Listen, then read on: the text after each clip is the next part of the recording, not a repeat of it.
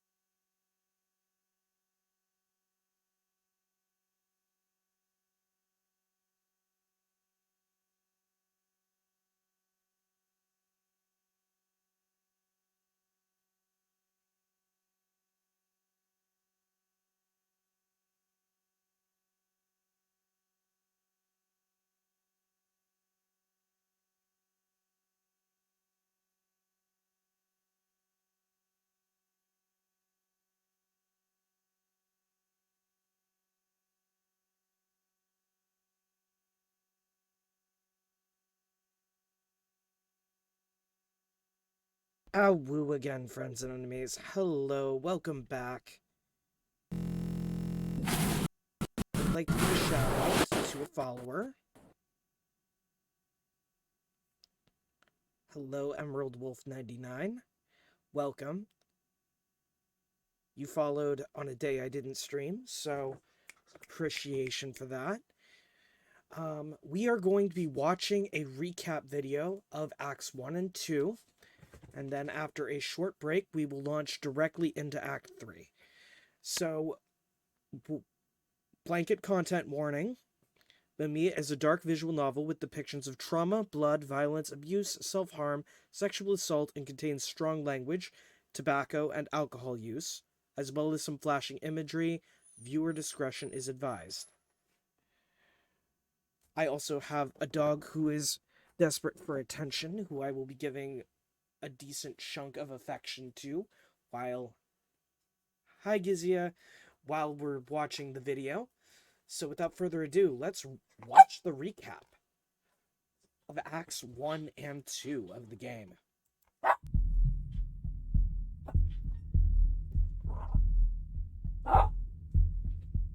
Mamiya is a visual novel developed by Kenko Land that was first published in 2016 in Japanese. The game would later be translated and published by Fruitback Factory in 2021. This video will only be covering the first two acts, but the final and third act, known as Doomsday Dreams, was released in November 2023 both in Japanese and English. In preparation for the final act, this video will be summarizing everything that happens in the legacy version of the game. The story of Mamiya itself follows four characters and how they cope with the end of the world approaching, but I assure you that it's much more complex than that. Without further ado, this is what happens in Mamiya. When you load up the game, the first thing you will read is Natsume died. After reading this, a young boy with blue hair appears and talks to an old woman who convinces him to bring some flowers to Natsume. You then enter a church and four individuals stand out: a dark-skinned boy with amber eyes, a boy with dark hair and a mole under his eye, a man with pinkish hair, and the boy as mentioned earlier. You notice a boy has dropped something, so you go to pick it up. It's a ballpoint pen and you give it back to him. You ask about his connections to Natsume and find out that he was a fellow classmate and that very pen was Natsume's given to the boy. We jump to Kikuchi Ryu following the funeral as he processes the death of Natsume and wishes that the whole funeral was just one big practical joke. Ryu returns home back to his familiar life and collapses into bed, not phased that the world would soon end. Ryu is seen fighting before making it to class. His classmates gossip as soon as he sets foot into the room. After school, Ryu meets up with his friend Minato as they walk home together and talk about Mio's younger sister, Midori. Both boys split up and Ryu picks up Midori from school and begins to walk her home. Both siblings make their way to the beach and eat some snacks before they both spot a body washed up. They go to inspect it to come across a boy with blue hair in a school uniform. The boy manages to regain consciousness and Ryu lends him a towel to dry off. The boy reveals his name is to be Kaito, but he's lost his memory of how he ended up on the beach. After making sure Kaito is alright, both Ryu and Midori end up going home together. While walking home, a man picks a fight with Ryu to his test. After beating him up, Ryu notices someone in the street. It looks like a boy with a rabbit mask. Although the rabbit boy was excited to meet Ryu, Ryu has no idea who it was and decides to throw bricks at him. The boy is surprised and announces that he is his friend, Mamiya. Ryu takes Midori and returns home. While home, Ryu makes dinner for Midori and she asks when their mother will come home. While waiting, Midori ends up falling asleep late to the night with Ryu following suit. The next morning, he wakes to be greeted by Mamiya, who claims to be his father. Ryu tries to ignore Mamiya as he walks off. It's only until he meets up with Minato and he realizes that he's the only one who can see Mamiya. Freaked out by this, Ryu books it and manages to outrun Mamiya and begins to question his sanity, only for Mamiya to reappear in front of him once again. Mamiya reminds Ryu about his shift at the donut shop. It's there Ryu spots Kaito from the previous day. The next day, Ryu picks up Midori at school while she plays. We're told that Midori is different from most kids. She dislikes being in groups and likes to wear a raincoat even when it's not raining. Ryu questions her about her purse and she explains how it got damaged by branches, but upon examination, Ryu can tell it was deliberately cut with scissors. Ryu is frustrated that Midori can't explain these things to him, but justifies that she knows that if he steps in it will only make matters worse. While working at the donut shop, Kaito reappears and complains how sleepy his classes are. Then Minato appears and Ryu introduces both boys to each other, Minato being Ryu's childhood best friend and Kaito being the tall kid he saved on the beach. It gets late, so Ryu decides to go home, where Kaito asks if he can hang out for a bit longer. Kaito explains that he had an argument with his mother and doesn't want to go home to face her. Ryu explains that proms shouldn't be avoided before writing a letter and handing it to Kaito, who can only open it when he returns home.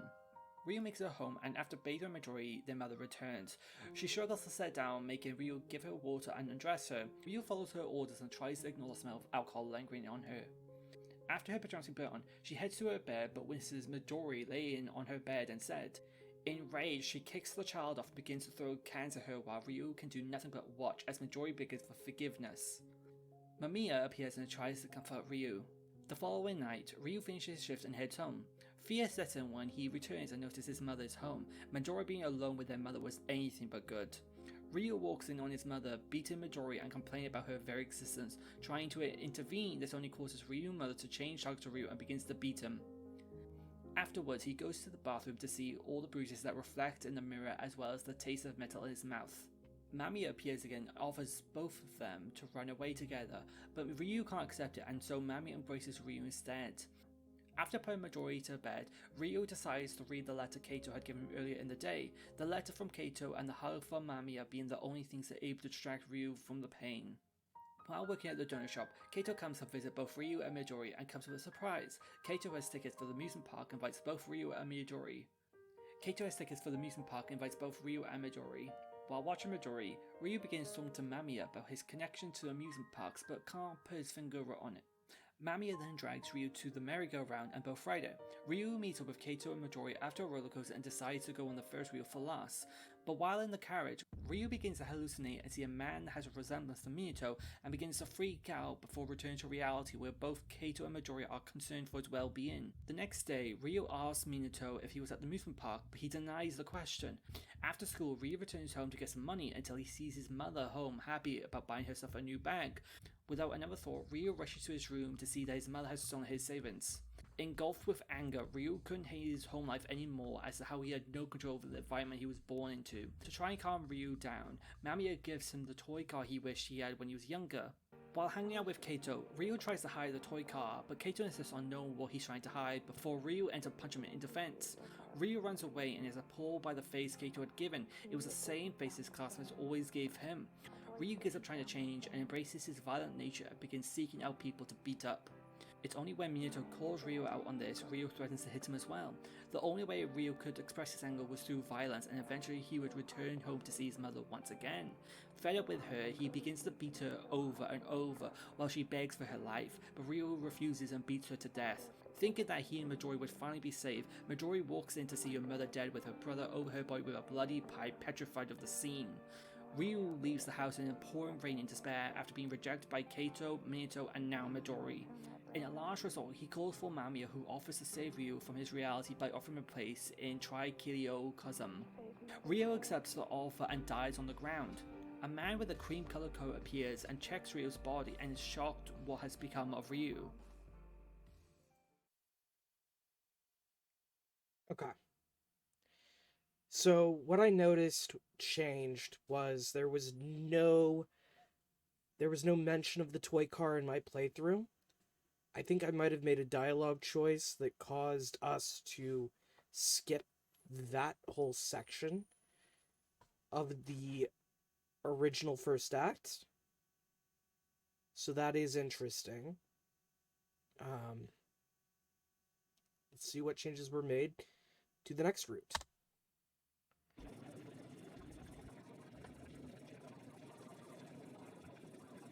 You take a seat next to a boy until you hear sobbing, which causes you to provide the boy a yellow handkerchief. Appreciative, the boy reveals that Natsume was one of his classmates. Although not super close, Natsume had a positive effect on the boy. You jump to Tojo Minato at school, talking with his classmates until his best friend Ryu enters the room. Both make their way to the roof to hang out without their classmates gossip about Ryu.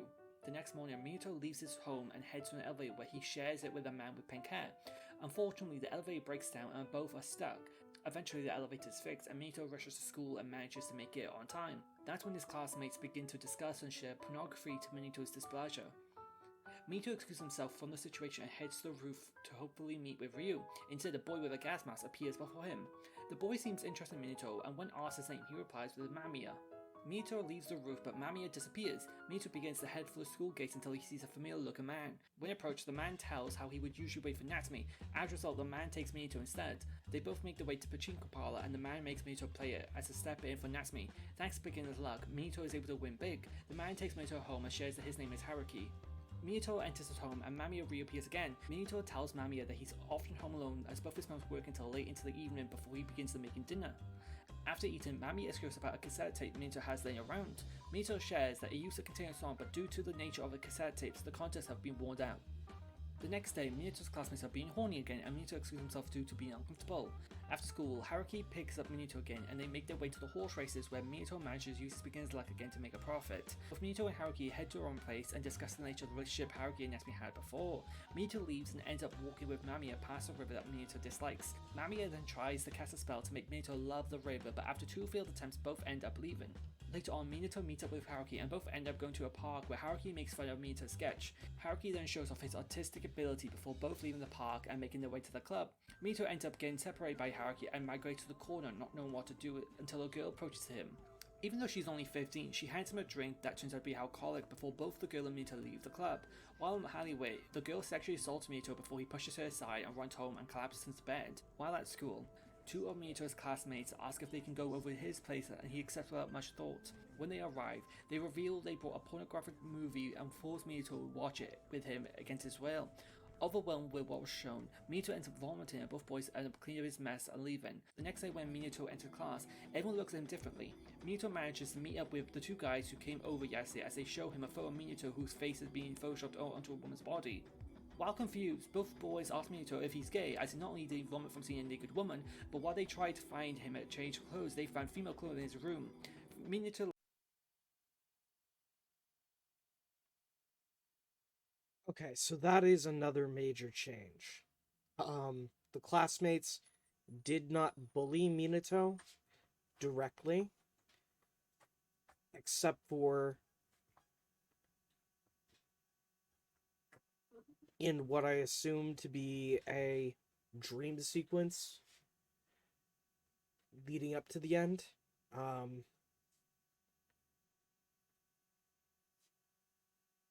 There was no video evidence of him vomiting when he saw a vagina. I think that might have been the result of another dialogue choice.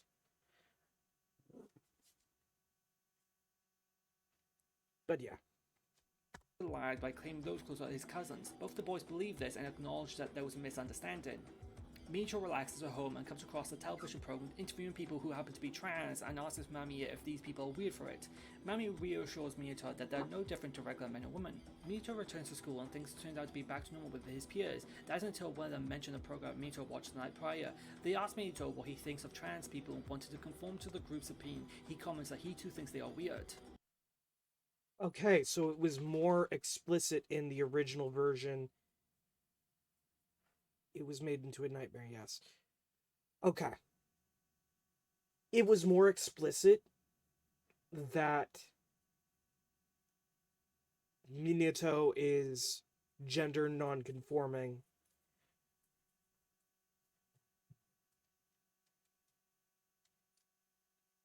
And at the very least trans adjacent in the original. It was made into a nightmare, yes. Okay. Got it. After class, Minato goes to the bathroom to cool his nerves, but while looking himself in the mirror, his reflection begins to approach Minato and states that Minato will always be a man. Ryu enters the bathroom, finds Minato lying on the floor and asking if he's alright before Minato lies again to get himself out of the situation. While walking past that river he dislikes, Mamiya embraces Minato, trying to make him feel better. Returning home, Minato struggles to cope with the situation and how those around him are closed-minded. This is a reference to how Minato enjoys dressing up in women's clothing, as what started off as just appreciating his mother's pretty clothing led to him wearing them. Mamiya tries to support Minato, but Minato dismisses Mamiya as just a fragment of his imagination. To prove him wrong, Mamiya fixes the cassette tape to Minato's surprise as he listens to the song that a younger Minato and an older boy sang together. Ecstatic with the tape being recovered, Minato listens to the cassette non-stop as his co-parenting when he goes to school. Unfortunately, Minato begins to go off the deep end, and as the next time he meets with Haruki, he asks if he can hook him with a girl to have sex with. Rejecting Minato's request, Minato ends up blocking Haruki's number and stops going to school. As Minato continues to descend into madness while he listens more and more to the tape, Minato runs a bath with Mamiya by his side. Minato enters the bath and before killing himself, Mamiya invites Minato to the Trichiliocosm. A man with a cream-colored coat appears and listens to the cassette, and all he hears is the sword noises before checking on Minato's body and shocked at what had become of Minato. Okay, so confirmed, Minato is supposed to be transgender non-conforming.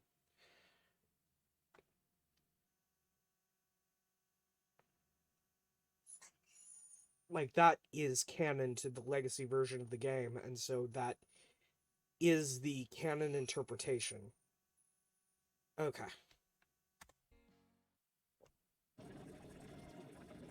Let's see who's next. You take a seat deep into the church and sit next to a man with pink hair. You recognize that he was one of the people singing during the funeral. You find out that Natsume was an old acquaintance to the man when both were younger. We jump forward in time to Morichika Haruki in the cold, smoking a cigarette. He gets a notification from his phone from one of his clients and makes his way to their place. While he walks through the streets, he reflects on the world situation and looks forward for the world to end after feeling like a simple observer in his own life. Haruki wakes up in an apartment and is pleased to receive 30,000 yen for his service before making his way to the pachinko parlor. After blowing the whole lot, he receives a phone call from Kyoko, the woman he had just stayed with the previous night, where she tells Haruki that she is breaking away from his service in pursuit of a real relationship. From this, Haruki begins to look through his contacts to see whom he can visit until he notices he still has Natsume's contact. In an act of curiosity, Haruki calls Natsume and is surprised for the call to be picked up. Haruki talks with the person on the other line and both agree to meet in Akihabara. Haruki arrives and bears witness to a woman in a maid outfit holding a phone and realizes that she must be the person on the other end. While trying to get her attention, the woman appears to have a fan club who follow her every move, who are very defensive to anyone who talks to her. Both break free to a restaurant where they can talk in private. Here, Haruki makes a baseless lie that Natsume's death felt unnatural. The woman who goes by Mamiya passionately agrees with him. She explains that Natsume gave her his phone 2 days before his death, as if he knew he was going to die. Mamiya proposed to Haruki if he will assist her investigate Natsume's death, to where he agrees. Hoping to stay at her place, she ends up kicking Haruki out of the taxi, which forces him to stay at a manga cafe for the night. Upon walking to the room, he witnesses a girl with blue hair and a nurse outfit in front of him. She knew Haruki, but he had no idea who she was. Haruki was questioning who she was and how she knew him, but she insisted that he needed to take his medicine or he will suffer another episode. She formally introduces herself as Mamiya before laying her arms around Haruki and reassuring that everything will be okay. Haruki wakes in the room and tells himself that the girl must have just been a dream, as he hears an anime tune playing in the neighbouring room. He checks the time to see it's AM as well as to see a text from Mina. They both meet up and begin to investigate Natsume's last whereabouts. Mina strongly disregards going to his school and instead points to a cafe Natsume attended a meeting for discussing currently an anime 2 weeks ago. They make their way to the cafe and ask if anyone knows anyone called Natsume. Unfortunately, no one uses their real name. Without knowing Natsume's online alias, both Haruki and Mina were stuck until one of the attendees mentioned how they had someone who did appear 2 weeks ago but hasn't appeared since. Apparently, they too were also a big fan of Mina. Both leave the cafe and head to another meeting location before having a trail of Mina fans follow them. After escaping, Haruki notices Mina has a cut on her hand and tends to it. Suddenly, Mina has a call letting her know that one of her co-workers is sick and that she will need to take over her shift. Curious, Haruki goes with her and finds that she works at a maid cafe. Okay, so in this one, it looks like some of the cut content is involved in Haruki's connection to Mina by having Haruki observe Mina at work. After a shift, both of them go to a restaurant for dinner, and while Mina excuses herself, Haruki asks people near them if Mina is famous. They explain that Mina is an idol that had gone viral online after performing a dance at the maid's cafe, but unlike other idols, she has no online presence.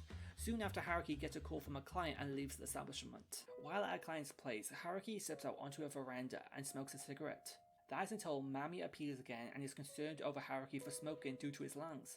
Once again, Haruki is surprised that she knew this and questions who she is before she replies saying that she is Mamiya. After this exchange, both make their way into the city at 3 AM. Haruki walks around embracing the silence and going through his thoughts while Mamiya reassures that she will be there for him. The following day, Mina and Haruki resume their investigation while admiring the Christmas lights within the city. As Haruki has no plans, Mina invites him to the cafe on Christmas for some company, which he doesn't accept nor decline. Both separate, and while alone in thought, Haruki gets jumped on and gets beaten. Mami appears before him and attempts to aid his wounds to Haruki's dismay. While following him, Haruki goes to the movie theater and questions how no one else can see Mamiya. Mamiya reassures him that she understands him by making reference to how he uses to be a vivid reader and about the tiny island. With that detail, Haruki grabs Mamiya before being forced to watch a movie against his will that displays tragedy, abuse, and announcing to Haruki that he will never love anyone. After witnessing the film, Haruki begins to panic while Mamiya tries to calm him down. We see a flashback to Haruki when he was younger. He spent more time in hospital than home, which led him to only interacting with and befriend his brother. While bedridden, Haruki's brother would speak tales of all places he would visit. That's when he talks about the Treasure Island, a small island north of Britain that had a single house with the lights always on and food on the table, but no one was ever home. This island fascinated Haruki and became a sanctuary while he remained in the hospital. Over the coming days, the phrase "you will never love anyone" echoes in Haruki's head and causes him to become more and more depressed. As a result, whenever Haruki would meet up with Mina to resume their investigation, he would come up with an excuse until eventually Haruki comes clean and reveals that he doesn't believe there is any special circumstances behind Natsume's death. Upset by this, the two go their separate ways for good. Days pass as Haruki tries centering himself. It's when he meets with a client that while hooking up, it cures him that he will, no matter how many women he sleeps with, he will never feel their warmth. Haruki continues to isolate himself until one night with Mamiya. Haruki mentally falls by his lack of companionship as no one will ever be there for him as they were always busy with their own problems. Out of desperation, Haruki hugs Mamiya as she promises that she will always be there for him. On Christmas Day, Haruki is with another client where she calls Haruki out for thinking about another woman. Not offended, she tells him he should go visit her. He explains that they had a falling out until she explains that he should just apologize and get her a gift. Haruki is puzzled by this. Was it ever possible to recover a bridge that is already burnt? He compiles with her suggestion and goes to a store to try and find a gift. He later finds a snow globe that he thinks that will do the trick. However, Mamiya sees this and tries to convince Haruki to keep the gift for himself in case Mina rejects it. Haruki ignores this and makes his way to the maid cafe. Once at the cafe, Mina is reluctant to interact with Haruki but treats him like any other customer. Trying to make it up, Haruki pulls out the gift from the bag to Mina's amazement. It's only when Mina compliments the girl by saying how it reminds her of Treasure Island. This was the first indication that Toma was connected to both Minato and to Haruki, and I missed it on my playthrough. Because Toma, oh well, not gonna spoil it for the people who haven't watched my Let's Play or any Let's Play of this beforehand. Not gonna spoil it, but oh boy, that's a plot twist that I didn't see coming, and I didn't.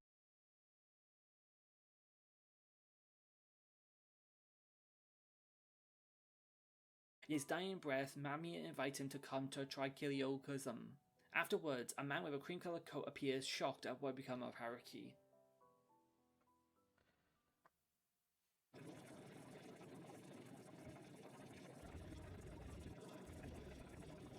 After everyone had placed the flowers for Natsume, the funeral begins to finish up. You bump into the blue-haired boy again and find out his name is Kato. He recalls how he thinks Natsume was close to him as he believes Natsume lived near him when he was younger and shared memories of the two building snowman together. While alone, Kato reflects on how he hasn't experienced someone close to him dying and begins to question the natural phenomena of death and how the end of the world comes inches closer. We jump to So Kato at home while he reassures his parents that he will be alright while his parents go away on vacation. At school, it's announced that club activities will be cancelled due to heavy rain. Kato begins walking home in the rain until he walks past the park and sees a boy on the ground. The boy, who turns out to be Ryo, is drenched in rain and unconscious, so Kato rescues him and takes him back to his house. After warming up, Ryo wakes and is confused as to where he is before pulling a scissors at Kato in self-defense. Kato reassures him that he didn't harm him in any way and was just trying to help. Ryo announces that Kato should keep his distance before leaving his home in the pouring rain. The next day, Kato Okay, right here's the cut walks content. the same route then. back home to Ryo. Once again, Ryo's at the park, but this time has a wound in his stomach that is profusely bleeding. He already had that wound in the first encounter, so that's the cut content here. Dismissing Ryo's warning, Kato brings him back to his home to treat his wound. Ryo regains consciousness and shares with Kato that he cannot remember anything. Due to Ryo's amnesia, Kato invites him to live at his place for the time being until he regains his memories. Although skeptical, Ryo accepts the invitation.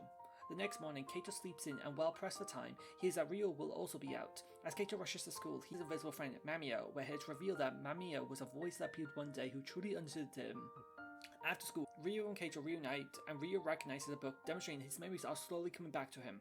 Later on, Ryo comes home late, giving money to Kato as a form of rent and reveals he's gotten a job. With Ryo cleaning dishes, Kato watches a television program where a program comes on that discusses how the underworld will be happening this year as a result of the sun disappearing. Ryo and Kato talk with what they would do on the final day, with Ryo answering that he would do nothing. Kato wouldn't know what to do, but deep down anticipates the end of the world under the belief that it will enlighten the power within him. While Ryo is at work, Kato has a visitor in the form of Samajima, who delivers some crabs. Samajima is friends with Kato's father and is a fellow police officer. While at Kato's residence, Samajima asks to use the bathroom before. That's more content. Either that or it was locked behind a dialogue option. trying to sneak into the guest room Ryo is staying in. Kaito is surprised the place is as if Ryo never took a foot in it. After reminiscing about Kaito when he was younger, Samajima leaves. Ryu comes back home and later that night both boys discuss about their dreams and Kaito shares how he maintains a dream journal. That night, Mamiya and Kaito talk while Kaito asks how to cure Ryo's amnesia. Mamiya replies by saying that the world has no answers, only desires and actions that can be taken to fulfill them. The next morning, Kaito tries to help Ryu regain some of his memories, but nothing is triggering him. The only thing Ryu deduces is that he has some sort of connection to the buildings and the people within a town. With this, both boys make their way to travel to neighbouring cities to follow this lead. They will get off at the last stop and end up in a factory town. They explore the town in the cold while gusts of wind blow until Ryu announces that he doesn't want the world to end. Both of them return home in Tokyo with goals to try harder the next day. Days pass where Ryu and Kaito become more comfortable living together until one night Mamiya offers Kaito any dream he desires. Kaito accepts the request and both fly above the city and take in the sight. Kaito awakens the next day with Ryu overlooking. Later on, Kaito catches Samajima blowing bubbles in front of his house and goes over to greet him. Samajima hands over the bubbles to Kaito and leaves. Mamiya then appears and requests Kaito to blow bubbles, and this is where Kaito notices the reflection of the bubbles produce. While with Mamiya, Kaito requests a hug from Mamiya, who is shocked that it's the first time anyone has ever made a request like this. Mamiya accepts the hug and Kaito remarks how the sensation is akin to the cold winter air. While watching television, Ryu's attention is drawn to the ocean and inquires Kaito if there's a sea nearby. Kaito confirms this and they both make plans to visit together. While looking out to the ocean, Ryu reveals that he does remember his dream, but before he can gain insight, Kaito loses consciousness and wakes in a room with a man who smells of tobacco. The man detests Kaito for his affiliation with Mamiya and claims that Mamiya belongs to him. Kaito regains conscious back to the beach where Ryu carries him back home and estimates that Kaito has a fever. While home, Ryu treats Kaito while he feels under the weather, compares the sensations to having an older brother. The next morning, it's announced that a typhoon will be incoming. This is also partially cut content, I think. And this causes both boys to stay in. That night, Kaito appears to have disappeared while Ryu desperately looks around. This part, however, is still in. And the house for him. We are then greeted with visuals that look like flowers, power lines, and the ocean. Ryu goes back to sleep to find Kaito in his arms when he awakes. From what had happened the night before, Ryu tells Kaito to stop his dream journal. He's concerned that Kaito is losing the ability to tell reality and his dreams apart. Defensive of this request, Ryu buries Kaito's frustration by pointing out how Kaito was walking all over the town the night prior. Ryu excuses himself and Kaito wants reassurance from Mamiya that he isn't weird. Samajima appears the next morning and lures Kaito into his car, attempting to conceal the fact that he's taken from the hospital due to him sleepwalking across the town. Samajima is unsuccessful and Kaito leaves the car and runs away. Betrayed by Ryo, he ends up chaining him up in the basement. Kaito goes to school and even his classmates notice that something is up with him. He returns home and feeds Ryo and requests him to return himself. After resisting, Kaito convinces himself that someone else must be controlling Ryo, whereas Ryo is trying to convince Kaito that he needs to come to the mundane reality and that his fantasies are purely fictional. Short of the possibility, Kaito goes to Mamiya for comfort. We cut to Kaito awakening on top of the ocean to where he sees Ryu again, but bleeding again and it won't stop.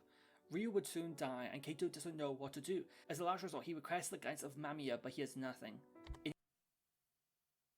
Okay. That is a change, because Ryo got stabbed by Suo Kaito in his route in Act 1. In his dying breaths, Ryu reveals that his memories have come back to him and he remembers where they are and why they met. They don't have any special powers, they're just ordinary people. With that, Ryu breathes his last breath, but Kaito can't comprehend his normality. Surely there must be more to him, like a hidden power or something, right? As a form of reassurance, Kaito convinces himself that the whole thing is just a dream as he lays on the ocean and goes to sleep. Upon going to sleep, a man with a cream-colored coat appears, shocked at what Kate had done.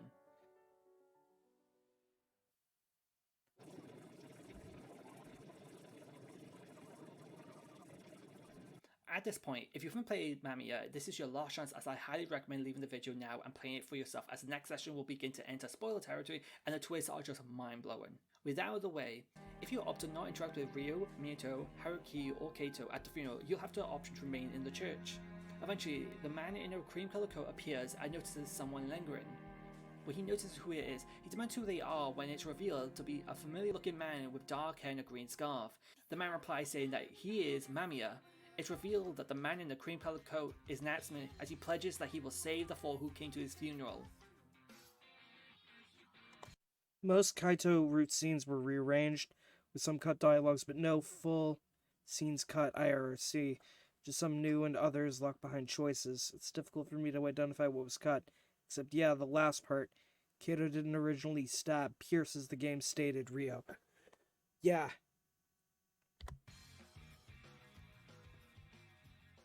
Oof. Natsume wakes in a library, frustrated to the face of his four friends, and blames Mamiya for their deaths. A librarian approaches Natsume and asks how his first task as a spectator is. She's amazed that Natsume has both been assigned to his own death, but even more with how he has the memories from when he was alive. We find out the details of every single individual of every single world over the course of all of history resides in the library in the form of a book. The librarian begins to explain to Natsume that all these books are simply a basic outline set by the law but contains what-if scenarios. As a spectator, it is your job to read all of these scenarios and determine the right course of action. Natsume is hopeful that he can therefore save each person, but the librarian emphasizes that trying to rewrite the fates of individuals is interfering and is strictly forbidden. Doing so is heresy against the Lord and results in losing your position as a spectator. While walking around the facility, Natsume is talking to himself about how he doesn't want to see any of his four friends die, again before a voice calls out to him, warning him. The voice explains that the mere statement of a lure to interfering could lead to termination. Natsume follows the voice to find it coming from behind a door. They both talk and the voice explains that interference would be the only way of saving his friends, but he runs the risk of being sucked into the story itself and dying. While weighing out his options, Natsume disregards the risk and begins to try and change the fate of his friends. Natsume pulls up a book and begins to read, but instead of the scene of the funeral, he reads how Mamiya has died. During a cold, rainy night, four people stand over the grave of Mamiya, not saying a single word to one another as the rain continues to soak them. The four consist of a tall man in a suit, a man with glasses, a boy with blue hair, and a young woman. Natsume pulls away from the book, confused to the scene that he bears witness to. Who are these people? How did Mamiya die? Out of curiosity, Natsume continues to read. The four arrive at a cafe and order coffee to try and warm themselves up. They then begin to discuss Mamiya. The tall man can't remember when he met Mamiya, but was a youth always by his side, but couldn't tell if Mamiya was male or female. The woman protests say that Mamiya was most definitely a man. She explains how he was a science teacher at her school. The man with glasses disagrees with both of them, claiming that Mamiya was most definitely not a man, nor a child, and was instead the only woman he'd fallen in love with. The last boy states that Mamiya was a friend who wore a school uniform but never actually saw them in school. All were confused with how none of their descriptions appeared to match. What was even odder was how no one around them knew Mamiya. Natsume steps away to discuss what he saw with the voice behind the door, who teaches him how to interfere. Natsume returns to the book and begins to reread the beginning before biting his tongue to lose consciousness to descend into the lower floor. The world is split into the lower floor, the plane that humans live on, the upper floor, this is where Natsume and the other spectators reside, and then the middle floor where spectators go to spectate. By losing consciousness, Natsume's soul can enter the lower floor and into a random person to take control of. Natsume is successful and appears at the funeral again, but is there in person for a change. Natsume grabs the attention of Ryu, Minato, Haruka, and Kaito and shared that before Natsume's death, Natsume gave him a letter with the four names as well as instructions for the four to meet every Friday to decide what to bury in his casket. After some convincing, all four agree to gather up each week. While alone in the church, Mamiya makes his presence known to Natsume, when Natsume refuses to allow Mamiya to continue his anguish to his friends. Mamiya defends himself by claiming that he isn't harming anyone, but rather saving them. If anyone is torturing them, it's Natsume for proposing their lives. Mamiya leaves before Natsume awakes back in the library and decides to rest while his wounds recover. We jump back to the grieving four and find out they have all moved together into a pink house because of their connection to Mamiya. The tall man was Samajima, the man with glasses was Arisugawa, the boy with blue hair was Toma, and the young one was Nigaki. Toma tries to establish some rules to maintain the house, but Arisugawa dislikes how Samajima gets the least work. Later on, there's a delivery for Samajima that appears to be a cow's heart. To the dismay of Nigaki, who is hoping to eat takoyaki that night, the bunch begin to continue to argue to have cow's heart or takoyaki. The only thing that stops the argument is the mention of Mamiya. Natsume is confused as to how these people have such a compulsive imagery of Mamiya. From what his experience, he was the cause of his friend's death. Aside from arguing, we also find the occupation of each person. Samajima is a police officer, Arisugawa is an author, Toma and Nigaki are both students. Natsume arrives at the church on time, but only sees Kaito has made it. They wait for 3 minutes, but none of the others turn up. Using his knowledge from previous routes, Natsume and Kaito make their way to the school to ask Ryo and Minato's classmates where each other are. They know where Ryo is, but Minato is at his part-time job. Natsume deduces Ryo must be working at the donut shop, and sure enough, he is there. He apologizes for not turning up to the church as he was thrown a shift at the last minute. Natsume and Kaito look for Natsume at the Pacino parlor with no success. Natsume then realizes he has his number, so they go to the maid cafe where they meet Mina, who gives the phone. Natsume gives Haruki the directions to the donut shop where they meet. Luckily, Minato had made contact with Ryo, who told him they would all be meeting at the donut shop now. All four were finally present and begin to discuss what to bury in Natsume's casket. Although suggestions were made, there was nothing all four could unanimously agree on. After the meeting, Natsume wonders if Mamiya has made their person known to the others yet, as Mamiya only appears in front of the person of interest and would plant the seed of anxiety for the others. We jump back to the Pink House bunch as they reference how it's New Year's and they decide to clean up the house in preparation. Of course, Samajima and Arisugawa end up getting competitive over the cleaning, which causes shenanigans to ensure. Natsumi deduces that if they are celebrating New Year's, then the scene must take place in the future, as Natsumi has been meeting his friends at the start of December. Suddenly, Natsumi's vision goes fuzzy and he then sees some sort of scene involving the Pink House bunch being brutally murdered. Natsumi attributes this to Mamiya's doing. The five meet at the donut shop and try to think of things to place in Natsumi's casket, but they end up reminiscing about their memories with Natsumi. Mid-discussion, Midori arrives at the donut shop and asks for Ryu's assistance, but all the guys decide to help. Midori is looking for Taro, so they all split up and look for the animal. They all look over the city with no success. When they reunite, they realize they were under the impression that Taro was a dog or a cat. All of a sudden, Midori sees Taro, who turned out to be a sparrow. It was getting late, so everyone goes their separate ways. Natsumi comes to the conclusion that he should most likely focus on one person if he wants to save them. As a result, Natsumi chooses to focus on Ryu and begins to wait outside the school for him. After witnessing Ryu continuously get into fights with people, Natsumi decides to walk with Ryu to intimidate people so they stop picking fights with him. The next day, as Natsumi waits outside the school, he sees Minato, who tells him that Ryu is working a shift, so Natsumi heads to the donut shop. Natsumi waits until Ryu's shift ends and they begin to hang out before people try to pick a fight with Ryu, so both opt to run away. Ryu shares with Natsumi that he wishes that he was never born as he is constantly getting into trouble. Natsumi offended by this as we get a flashback as to how Ryu saved Natsumi from getting picked on in school. The next day, Natsumi meets with Ryu and they walk to the park where Natsumi notices a bruise on Ryu's arm, puzzled to know how he could have gotten it as he didn't get into fights the previous day. Ryu gets defensive by trying to push Natsumi's concerns to the side. Natsumi knows that this is his mother's doing, so he asks if his family is doing anything, and Ryu's surprised that he knows. He explains that although he could have run away from home, the problem is Midori could have to suffer the abuse alone, and bringing Midori with him wouldn't be feasible. Before they can finish their conversation, the men from the previous day appear and get hit on Natsumi. He passes out to awaken to the sight of the men laying on the floor and Ryu bleeding from his head. Days pass and Natsumi manages to find the men who will keep harassing Ryu and begin to blackmail them. He threatens them to leave Ryu alone or else. Natsumi then goes to Ryu's house before preparing him dinner. It's only until Ryu's mother returns home that Natsumi has to escape through the window. Eventually, Ryu begins to distance himself from Natsumi thanks to Mamiya's influence. Disregarding Ryu's declaration, Natsumi still tries to hang out with him, where Ryu says that Natsumi should distance from himself due to him never being able to stop being violent. In retaliation, Natsumi proposes that if he ever needs an outlet, then they can spare with each other. Ryu accepts this offer and both begin to fight one another. They head back to Ryu's place where they treat each other's wounds. Ryu then begins to help train Natsumi to grow stronger to help him from Ryu's impacts. Ryu's mother continues to beat Ryu and Mamiya tries to intervene. Natsumi detects this and tries to combat this by inviting Ryu to the amusement park. Natsumi allows Ryu to stop feeling the burden of being an older brother and invites Ryu to treat Natsumi like his older brother and do what he wants. Ryu and Natsumi end up going on all the rides Ryu wants, no matter how nauseous Natsumi becomes. In a moment where Natsumi is alone, Mamiya makes his presence known to Natsumi and warns him for getting in the way between him and Ryu. Upon returning, both boys realize how late it's become and they rent a lodge for the night. That night, Ryu struggles to go to sleep, so Natsumi takes him on a walk where both arrive on top of the hill and watch the night sky. Natsumi then tells Ryu that no matter how much pain he suffers from, to never let it bottle up. Instead, he should have the courage to invite others to share his pain and not feel ashamed or like a bother. And then when he opens about his pain, to make sure to accept the other person's sadness. With that, the 4th Friday of December approaches. Ryu meets with Natsumi at Natsumi's grave. The item Ryu decided to leave in Natsumi's coffin was a ballpoint pen. Not the same one Natsumi had given him, but a different one to give back the kindness Natsumi once gave him. Ryu and Natsumi look at Natsumi's grave one last time before Ryu invites him over to his house. To Ryu, Natsumi is like family.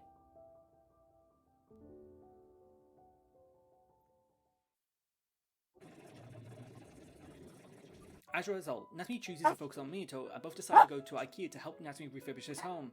They will later get lunch together and before leaving Natsumi takes Minato to a flower shop to buy a bouquet of yellow orchids for being so kind.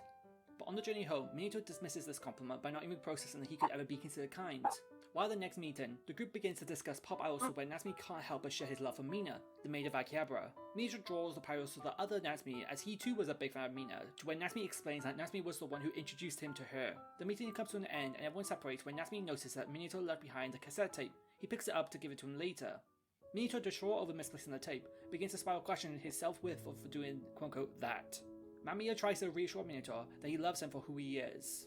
Another day passes and while walking home together, Minato explains to Natsumi that he is willing to do anything for him. Put off by this, Natsumi calls Minato out for being so selfless by attributing it to being weird. This triggers Minato, but Natsumi is just concerned for his well-being, asking if anything is wrong. Minato then says that Natsumi's death was his fault, and for that reason he isn't kind at all. This is rearranged.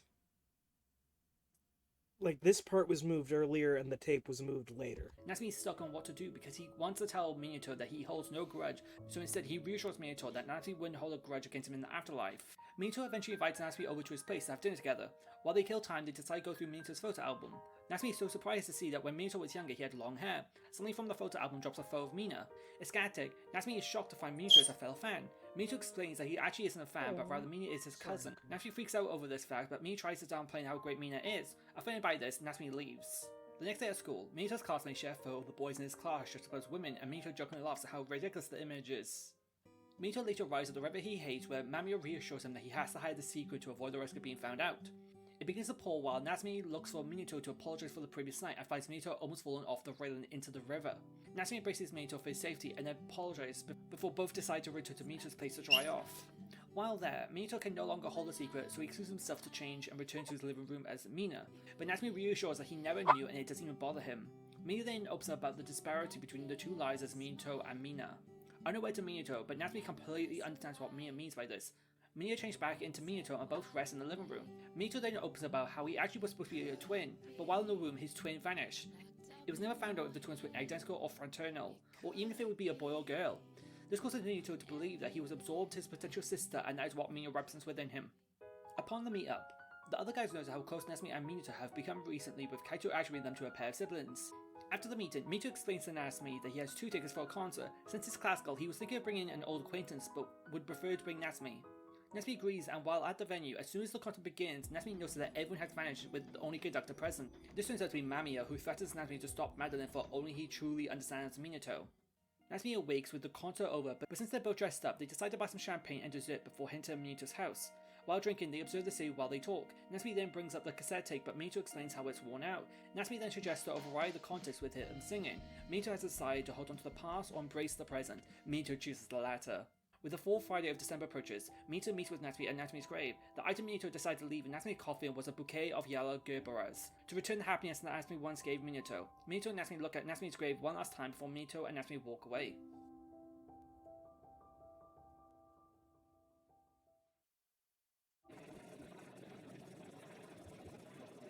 As a result, Natsume chooses to focus on Haruki and they both end up drinking in a bar and making a gamble. Afterwards, Natsume drags Haruki to his apartment and notes down his phone number. The next morning, Haruki isn't there, so Natsume goes to meet with him at the pachinko parlor and makes him eat breakfast. Natsume, following Haruki, begins to annoy him and tells Natsume to hang out with the other guys, which Natsume declines. This causes Haruki to deal with his wife and drive off. Natsume tries to go to a location where Haruki would likely be, but this doesn't work out. As a result, Natsume calls Haruki only to realize the number he was given was a takeaway place. As a last resort, he heads to Shinjuku to try and find one of Haruki's clients. He eventually comes across Ayaka and convinces her to make arrangements to meet with Haruki only for Natsume to take her place. The plan is successful and Natsume tries to battle Haruki's loneliness by taking him out to drink. They both enjoy themselves until Natsume begins to question why Haruki smokes with him not caring as he plans to die soon. This causes a physical altercation between the two until they both lay on their backs exhausted. Natsume is surprised as to how self-destructive Haruki has ended up in comparison to when they both went into mass together. While alone, Mamiya makes her presence known and tries to pull Haruki away from Natsume to avoid being let down when the relationship eventually deteriorates. Natsume begins to interview Ayaka, trying to understand how Haruki ended up being the way he is, but she doesn't know much about his background. The only thing she is sure of was that Haruki was a liar who would try to talk himself out of any situation. Curious to what happened, Natsume meets with Haruki and asks if he stops going to church. Haruki avoids the question and pulls out a knife, with Natsume frustrated with Haruki constantly building walls between himself and the others, so much that Natsume stabs himself with a knife. Natsume then wakes up in an abandoned building while Haruki tries to take care of Natsume's wound. They both crash onto the sofa and hang out while they occupy each other. Eventually, the whole group meets at the donut shop to when Minato smells smoke coming from Natsume. While in private, Haruki asks Natsume to stop smoking, which causes Natsume to laugh from the irony from his request, rubbing it in that Haruki does care for him. Natsume and Haruki make their way to the zoo until Haruki begins to have a coughing fit and loses consciousness. Luckily, the facility had a medical office where Haruki rests. Mamiya makes herself known to Natsume and threatens to eliminate him like a virus infecting Haruki. The next day though, Haruki has disappeared and Natsume spent the whole day looking for him. He eventually finds Haruki in an alleyway, barely breathing. Haruki requests a cigarette, which Natsume pulls out and smokes in front of him, before scolding him for trying to run away. Haruki finally tells Natsume that he should look at himself. Both men sit together in silence before embracing one another. With that, the 4th Friday of December approaches. Haruki meets with Natsume at Natsume's grave. The item Haruki decided to leave in Natsume's coffin was a cross necklace, hoping it would give Natsume some happiness in the afterlife. Haruki and Natsume look at Natsume's grave one last time before both making their way to a bar and bet on a game of billiards.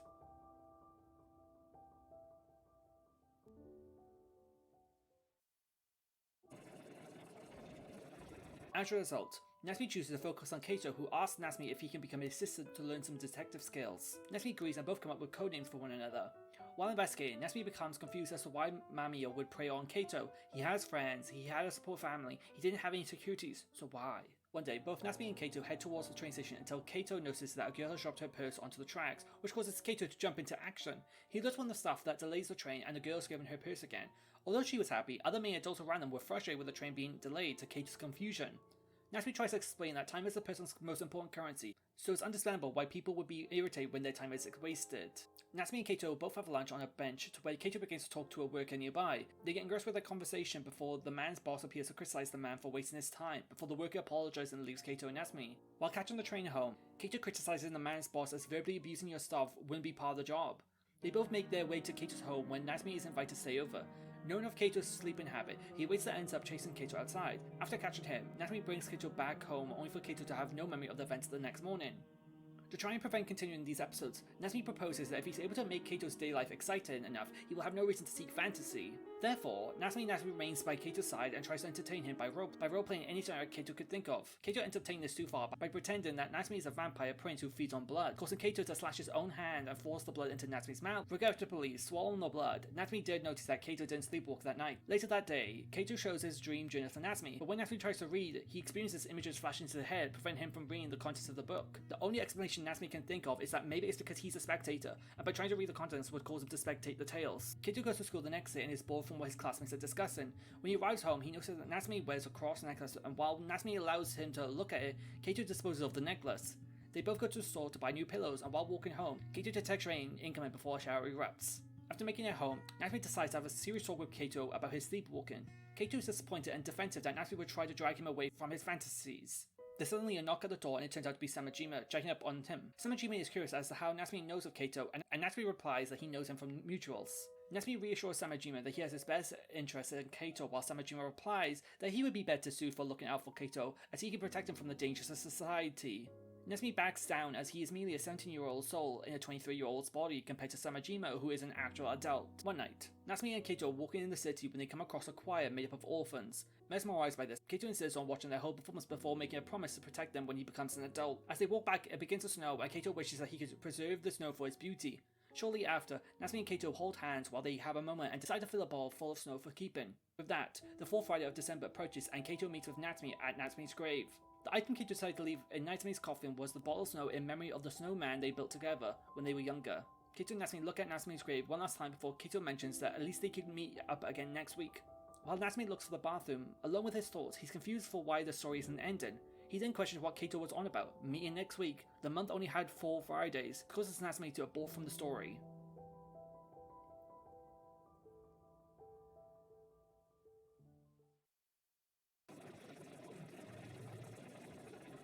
However, Natsume chooses to focus on no one and returns to the upper layer. Before he can make it through, he meets Mamiya in the middle layer.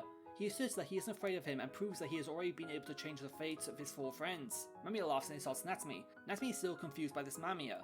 He was different to the boy in the bunny mask, the conductor with the gas mask, the nurse, and the invisible Mamiya. As a result, he asks if he is the dead Mamiya who belonged to the Pink House group. Mamiya dodges the question and all Natsume can pull from him is that his name is Mamiya Yumehisa. Natsume awakes in his upper layer library glad that he has expanded the possible scenarios laid out for his friends. Though, if he wants to completely eliminate the influence of Mamiya, he decides to investigate the Pink House gang before obtaining more information and seeing if he can prevent Mamiya leading them down the wrong path. As a result, Natsume decides to focus on Toma. We appear in the Pink House and see Toma practicing the cello. It wasn't long until Arisugawa and Samajima start arguing that causes him to storm and act as a mediator. Later that night, Toma catches Samajima listening to some classical music and he decides to join them, where he finds out that Samajima also can play an instrument. Toma would eventually be invited to the concert and he asks the others if they would like to join. Although Nigaki declined, both Arisugawa and Samajima accepted the offer. After the concert, Toma asked both of them of his performance. For Samajima, he complimented him but said that it was nothing special. Arisugawa, on the other hand, criticized it as he could tell Toma was thinking of Mamiya as the sound felt hollow. Days pass and Toma, sick of their situation, proposes the idea that Mamiya was never real to begin with. Instead, all 4 of them were mentally ill from isolating themselves from society. Silence falls among the 4, with the others in denial as to how they could all grow close to someone and make memories of someone that didn't even exist. Instead, they all agreed that instead of pretending Mamiya never existed, they would force society to acknowledge the existence of Mamiya. Toma would later talk with his father over the phone over the arrangement that Toma would go to an overseas school to study music. Although his father tried being supportive, in the end he would much prefer Toma to attend law school. This insight wasn't made better when Tomo's brother was hospitalized. Tomo would later take the other three to the roof for them to look at the starry night. He explains that the stars were the thing that led Tomo to meet Mamiya. He begins to explain the story of how he met Mamiya. It was his first year of high school where Tomo attended the astronomy club where he met a boy in a different school uniform. This boy was Mamiya. But as much as Tomo would love to join the club, he was too busy with music classes. While at his lesson, his teacher continues to criticize Tomo. He would later attend a competition, but lose, causing him to question if music was a possible avenue, as it seemed no matter how he practiced, he was never good enough. While walking home from practice one day, Mamiya would find Tomo and bring him to a spot to stargaze. Upon witnessing the view, Tomo's mood would instantly lift after another grueling practice session. Tomo and Mamiya would soon begin to chat in this club room, with Mamiya managing to convince Tomo to continue with music, but to stop making his life revolve around it. From that day on, Tomo and Mamiya would continue to watch the night with one another. That was until one day during a meteor shower when Mamiya suddenly vanished. As a result, Natsume decides to focus on Arisugawa. We be in the pink house and see Arisugawa arguing over the phone as his publisher asks him to completely rewrite his draft. Over the coming days, Arisugawa is stressed but seen with the abundance of cigarettes he's seen smoking while he tries to reach his deadline. Nigaki is starting to know Arisugawa is a children's author from the way he acts in real life. While trying to organize a party, Arisugawa and Samushima end up getting into an argument, which causes Soma to kick both of them out in the house. Both continue to bicker outside until Delivery Man interrupts with their arguing and delivers their pizza. Without paying, both Arisugawa and Samushima take the pizza and run into town and eat the whole pizza. They laugh over the ordeal, but have a guilty conscience to return to the pink house with KFC. Arisugawa hands his draft to his editor, but upon finishing, it's rejected for not containing a moral for children.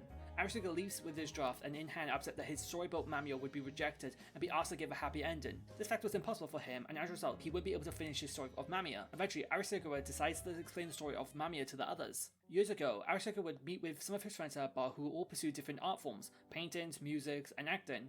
They would discuss their latest successes until one of them reveals that they've secured a job that isn't music related. Arisugawa questions why she stopped pursuing music, only for Lee to explain that it's still her hobby, but she's in her late 20s and that Arisugawa should probably do something similar. Arisugawa, enraged by this, ends up knocking over his draft with a young woman who picks it up. Arisugawa was entranced with her beauty as she read the draft and told him he wasn't cut up for right before leaving. Arisugawa returned to the same bar another day and he was shocked to see that the same woman from before was the only one there.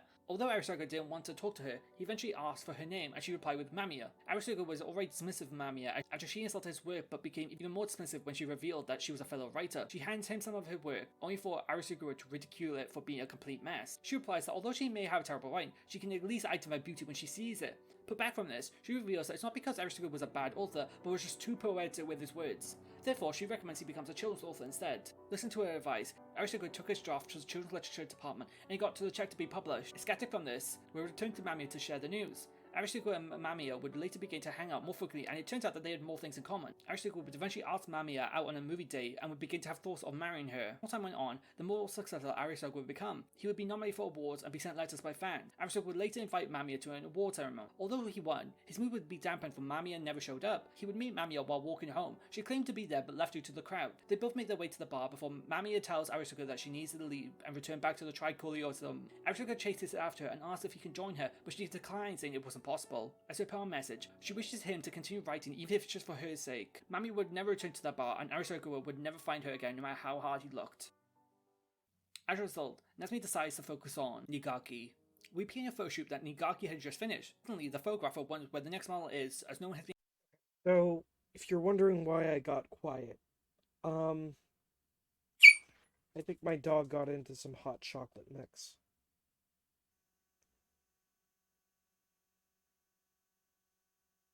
I may have to rush her to the vet when the vet opens. There are no emergency vets nearby, so I have to wait until the nearest veterinary clinic opens tomorrow.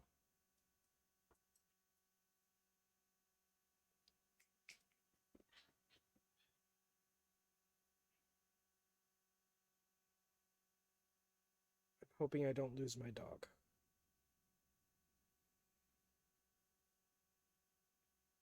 I don't know how she managed to get up high enough where she could get to my hot cocoa mix. But yeah. Oh no. Yeah. And she's already acting a lot more agitated than she normally does. And that's the first symptom, so your dog's okay? Yeah, me too. Koo has been by my side since I lived in Carbondale. And if she dies, then I'll have no reason to stay in Illinois anymore, but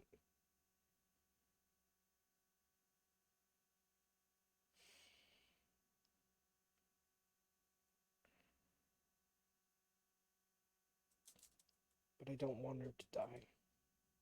She's the best girl in the whole wide world.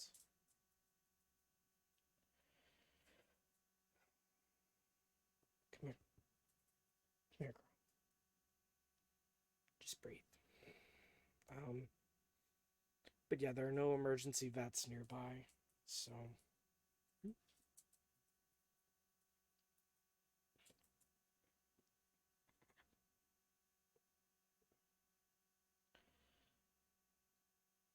So I'm just gonna have to keep an eye on her and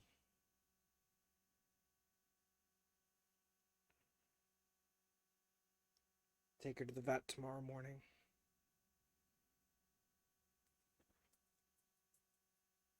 If she survives that long. Going to stray off the... Going to change subjects since there's nothing I can do. I think the best thing for me to do is probably end stream after the recap is done. We're almost through it. I wanted to start episode 3 today, but I just need to keep a closer eye on my dog, so... Being able to contact her for days. The cameraman suspects drugs before a different model takes her place. While shooting, the cameraman tells Nigaki to avoid drugs, as they'll make you hallucinate. But Nigaki questions what it's like to hallucinate, and he tells her that she'll see things that aren't real. She then asks what you should do if the hallucinations begin to talk to you, and he replies that you should put yourself in a mental facility. Nigaki returns to the pink house and catches Toma listening to her on her phone call to her parents. Nigaki then makes her way to the same location as to where Mamiya had been buried before Samajima catches her. They both return home when Arisa Ogura and Samajima get into another argument. Nigaki arrives at a club for a friend's birthday, surprised to see that men were present. While minding her business, Nigaki ends up being dragged by some men before they drug and sexually assault her. During the whole ordeal, Nigaki cries out for Mamiya to protect her with no luck. Nigaki returns to the pink house and grieves for Mamiya to return to her as he's given her so much more compared to real people. Eventually, Nigaki decides to share a story as to how she met Mamiya to the Pink House group. Nigaki had been born beautiful, and although it gave her certain advantages, this would ultimately be one of the reasons why she was targeted on by a group of boys in school to be sexually assaulted. While being held down, her mouth would be forced shut, preventing her from screaming.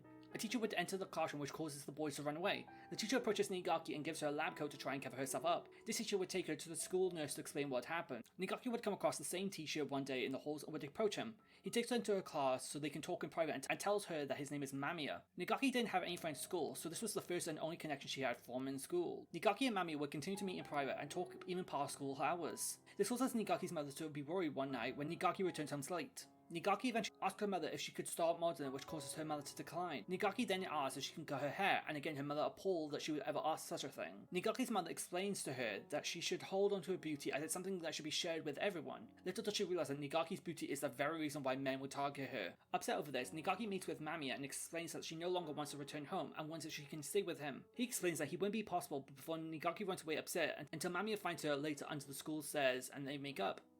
Mamiya warns Nigaki that eventually he will have to return to the Trikilio Sum when Nigaki asks if she can come, but he explains that it wouldn't be possible. Unfortunately for Nigaki, Mamiya would suddenly vanish one day, and when she asks the school staff, they explain that they've never had a teacher under that name. He heads to town but again finds not a single trace of him. As a result, Natsume decides to focus on Samajima. We appear in the pink house where the group is gossiping about how strange Samajima is. Even though he is the police officer, he is really invested with cooking. It didn't help that Samajima was surrounded in a cloak of mystery, causing the others to never know his true self. One evening, Samajima would join Nigaki to watch television in awkward silence. It's when Nigaki asks Samajima about his family that we find that he's an only child from a basic family. The two later would discuss the rules of the society and why the justice system punishes people with jail time. He later says that Mami was the one who taught him that to live in a society is akin to playing a game. Following the rules maintains order, but problems arise when the opponent disregards the rules. Samajima would later arrange a meeting with the others where he confesses that he was the one who killed Mamiya.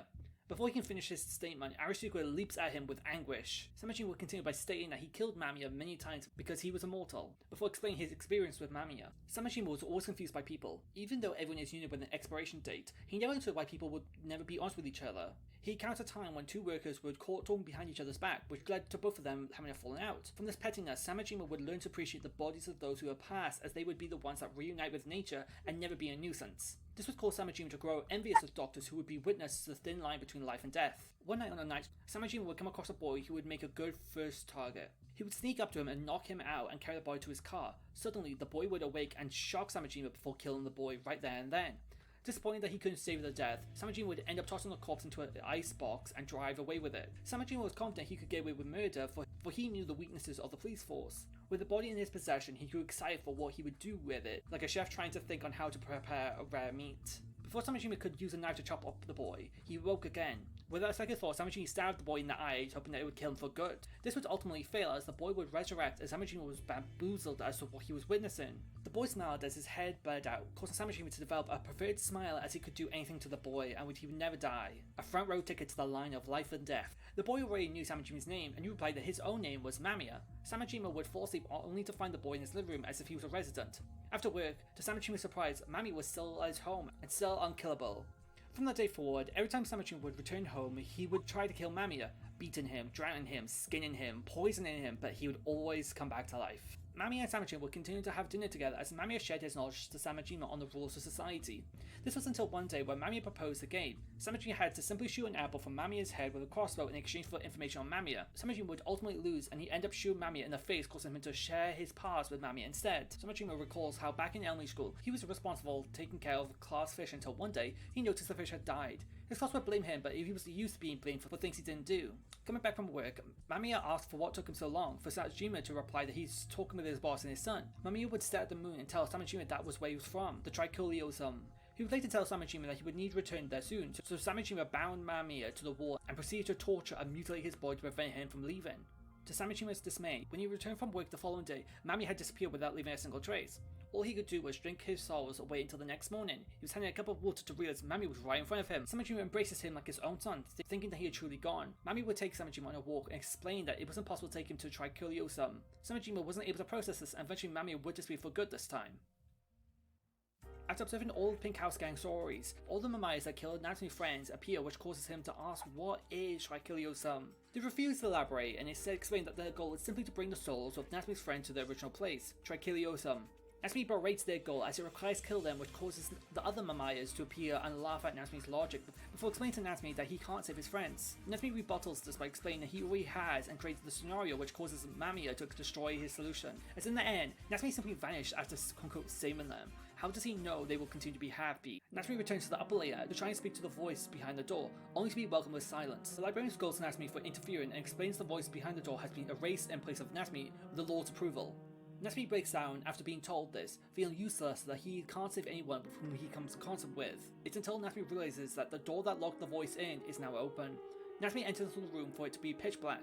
Eventually, Natsume notices the markings on one of the walls. It's a string of numbers. He puts the pieces together and realizes that this is the voice's final message. Natsume heads to the library and searches the bookcase to finally find the book with the same number. Natsume opens it up to find that it contains a gun.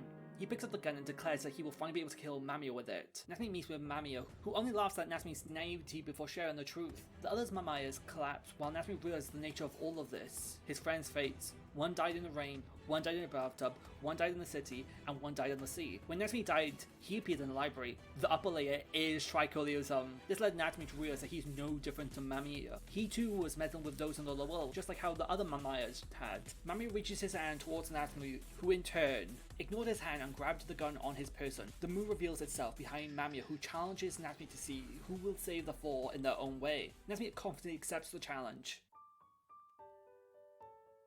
Natsume and the other four meet up to continue on what they think they should place in Natsume's casket. Natsume then finds out the four had been hanging out amongst themselves. Haruki visits Minato to help with his schoolwork, while Ryo and Kaito exchange letters. The group go to a flower stall, but Natsume takes the opportunity to try and locate the pink house so he can meet up with the other four. Using his knowledge from what he read, he manages to find the area the house was located, but as long as he searches, he cannot find it. He eventually comes across the location where it should exist, but all that lay there is an empty plot of land for sale. Confused by this, Natsume reunites with his friend. They then go to the park and reveal to Natsume that they bought some fireworks and sparklers. lovers. They decide to like them, and as they hang out, Natsume continues to speak with each of them in private. Ryo shares with Natsume about his upbringing. Because his mother was a sex worker, she would frequently bring home men.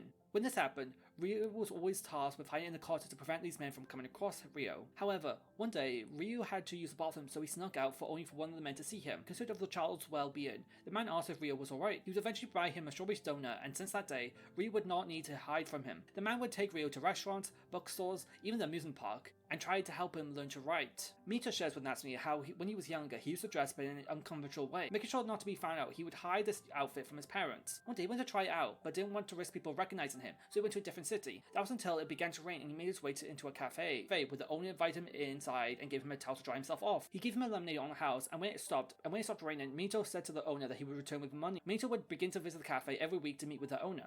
He would visit until the allowance would run out. Then one day, while in after-school care, they had a music teacher. This would end up being the same man at the cafe. He was impressed with Mito's skill with the piano, when one day he was proposed that they sing together. Although Mito wasn't practiced at singing, they both sang and the contents were recorded on a cassette tape. Haruki shares with Natsume about how much time he spent in a hospital while growing up. He eventually mentions a beautiful nurse who had a huge impact on him. She told him that seducing others was one of the biggest pleasures, as you simply need to use your body and you can have people do whatever you want for you. Haruki took on board this advice and began practicing his shim on all the nurses in the hospital, until they all looked forward to checking up on him.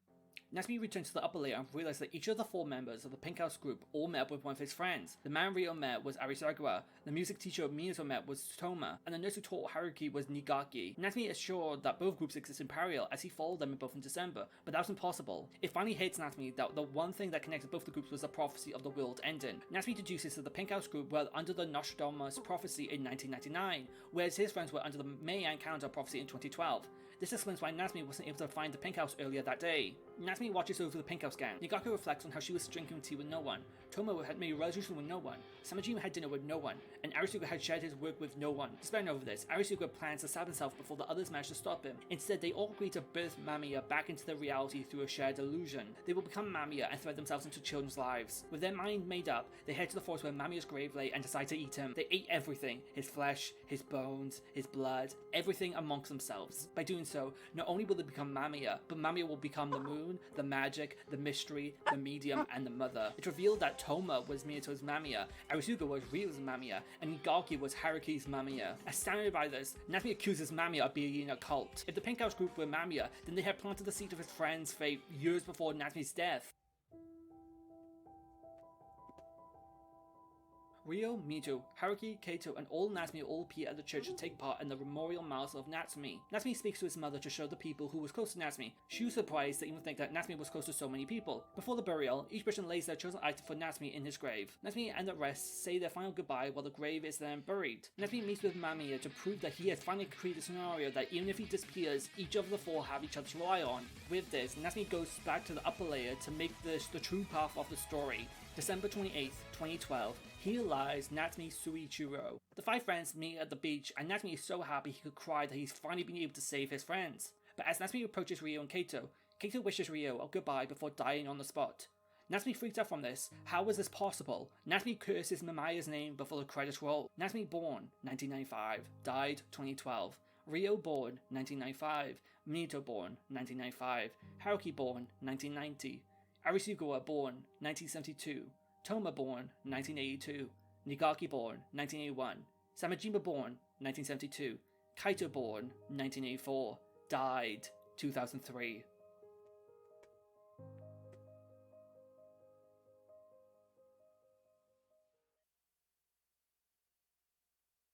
Wow, that was a rollercoaster of events that just happened. If you're going to tell, Mamiya is one of my favourite games I've ever played, from the amazing art, the music, and especially the twists.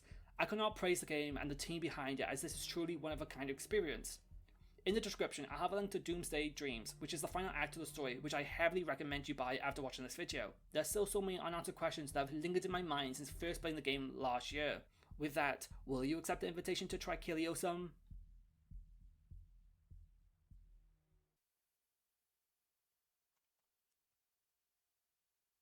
And with that, we're going to go ahead and call it there.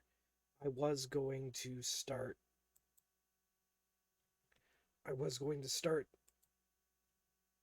streaming Act 3, but my dog got into hot chocolate. For those of you just tuning in, So I've got to keep an eye on her until I can take her into the vet. And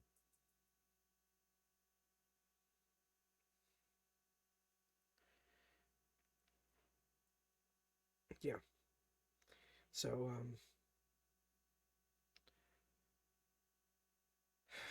let's see if we can raid anybody. Usually this late at night we can't, but there might be a slim chance. Oh, Maisie's streaming.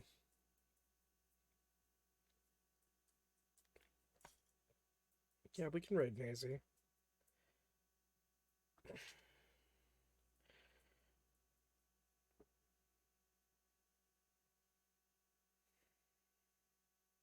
see here.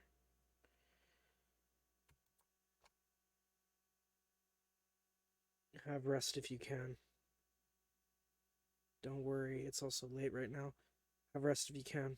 Yep, thank you. And with that, ladies, gentlemen, everyone in between, everyone exempt, everyone floating violently between the extremes and multiforms like myself, be safe, be well, and have a good night.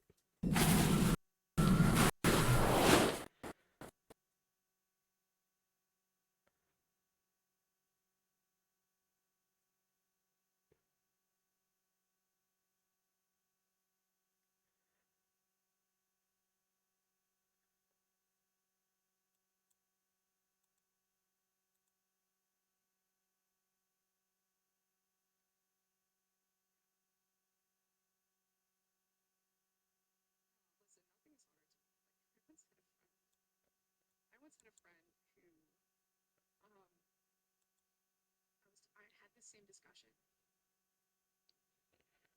Thank you, Gourmet Boy.